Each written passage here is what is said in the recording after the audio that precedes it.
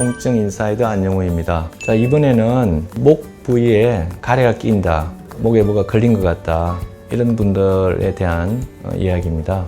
한자로는 매핵기라고 표현하기도 하고, 예전부터 이런 환자들이 꽤 많았는데 최근 들어 바이러스 팬데믹을 거치고 난 후부터 급증하는 것을 볼 수 있습니다. 우리가 생각하기에 이 앞쪽 목에 가래가 끼거나 기침을 하거나 답답한 것이 상당히 쉽게 진단되고 치료될 거라고 생각하지만 실제로 이 부위에는 많은 구조물들이 있습니다. 그래서 이것을 이해하면 어느 정도 병원 진료를 받는데 도움이 될 수 있을 것이라 생각해서 이 영상을 찍습니다. 우선 대표적으로 목에 가래 낀 분들을 어떻게 느끼는지, 아마 여러분뿐만 아니라 주위에 많은 친구나 친척들도 비슷한 증상을 갖고 있는 분들이 있을 겁니다. 환자가 직접 표현한 것을 한번 읽어보겠습니다. 이 환자는 70세 된 남자 환자인데요.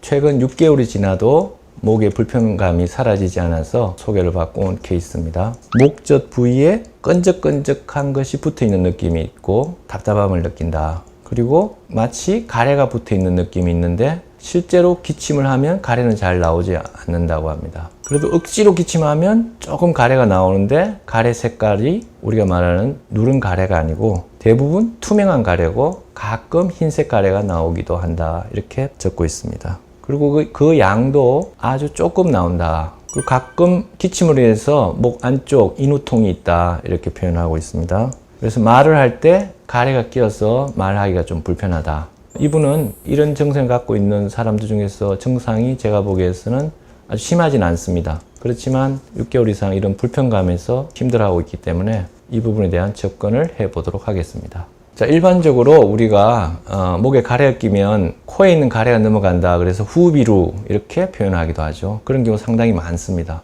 그리고 천식이 올 때도 이렇게 목에 가래가 낀 같은 그런 느낌이 들고요. 역류성 후두염이나 역류성 식도염일 때 이런 증상이 같이 나타나기도 합니다. 그래서 환자분은 이비인후과를 가서 이 안쪽을 들여다봤죠. 그렇지만 그 안쪽에 있는 성대라든가 후두 쪽에는 뭐 별다른 이상이 없었어요. 그래도 모르니까 역류성 약을 먹었죠. 그런데 2주를 먹어도 효과가 없고 한 달을 먹어도 효과가 없기 때문에 그 의사가 계속 치료하자고 했지만 이 환자는 치료를 그만둔 그런 경우입니다. 그래서 정확하게 말하면 의사마다 의견이 다르지만 한 달 이상 약을 먹어도 효과가 없으면 역류성이 아니라고 볼 수 있고, 실제로 역류성 증상이 역류성으로 보이는 소견이 없었던 케이스죠. 그러면 무엇이냐? 그래서 저는 5가지 정도로 이것을 접근하고자 합니다. 목에 가래가 끼고 불편하고 가끔 캑캑거리고 말할 때 힘들고 이런 경우, 자, 제일 앞쪽에 우리가 피부가 있고 피부 밑에 신경이 있습니다. 그 뒤쪽에 갑상선이 있습니다.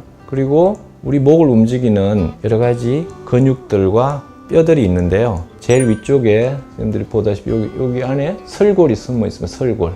그 밑에 우리가 갑상선, 이렇게 방패처럼 생긴 갑상선을 싸고 있는 갑상선 밑에 있는 갑상연골이 있습니다. 그 밑에 반지 모양으로 생긴 윤상연골이 있습니다. 그 밑에 기관연골이 있고요. 이런 부위들에 문제가 있을 때, 그런 움직임이 좋지 않을 때 나타날 수 있습니다. 그래서 지금 말씀드린 것은 보통 우리가 후두라고 부르는 후두, 공기가 지나가는 부위에 문제가 있을 때, 천식이 있을 때, 후두염이 있을 때 목에 가래가 끼거나 목이 불편해질 수 있습니다. 사람은 진화상 이 후두가 앞쪽에 있습니다. 그래서 우리가 음식을 삼키면 쉽게 사레가 들리는 거죠. 그래서 뒤쪽에, 앞쪽이 아니라 뒤쪽에 식도가 있습니다. 그래서 식도에서 역류되거나 식도 염증이 있을 때, 또는 식도에 어떤 장애물이 있을 때 똑같은 증세를 느낄 수 있습니다. 피부, 신경과 갑상선, 후두, 그 다음에 식도, 그리고 마지막으로 목 뒤에는 척추들이 있습니다. 경추라고 그러죠. 목뼈들에서 나오는 여러 가지 신경들이 이 앞쪽을 다 관여하고 있습니다. 그래서 이 환자를 진찰해 봤을 때 이렇게 5가지 정도의 진찰을 해봐서 그에 필요한 검사를 하고 치료를 해 나가고 있는 그런 상황입니다. 그래서 이 환자를 검사해 봤을 때 나타난 것이 이번에 갑상선 기능이 떨어져 있다는 것이죠. 그리고 이 환자는 따로 물어봤을 때 찬바람을 쐴 때 이런 것이 더 심해진다고 그렇게 말하고 있습니다.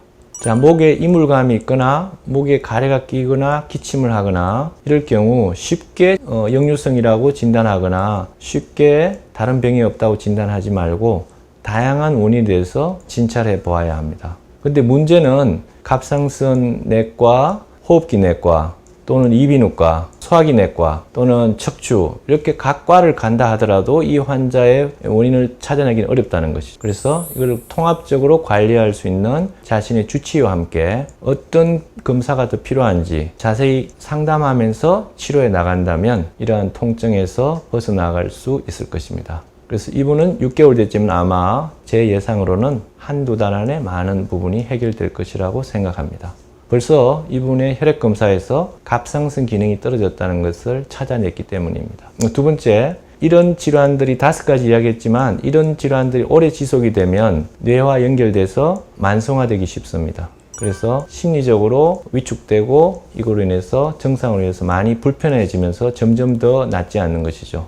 만성 통증이나 만성화된 그런 질환으로 가기 때문에 이런 점도 같이 상의를 해야 될 것으로 생각됩니다. 지금까지 우리가 흔히 알고 있는 목에 가래 끼는 것이나 걸린 느낌이 단순하게 쉽게 진단할 수 없다는 것을 말씀드렸고 5가지 원인들을 함께 찾아보는 것이 도움이 되겠다는 이야기를 드렸습니다. 아무쪼록 여러분들이 이런 매핵기 또는 목에 걸림, 목 이물감에서 벗어나기를 바라면서 영상을 찍습니다.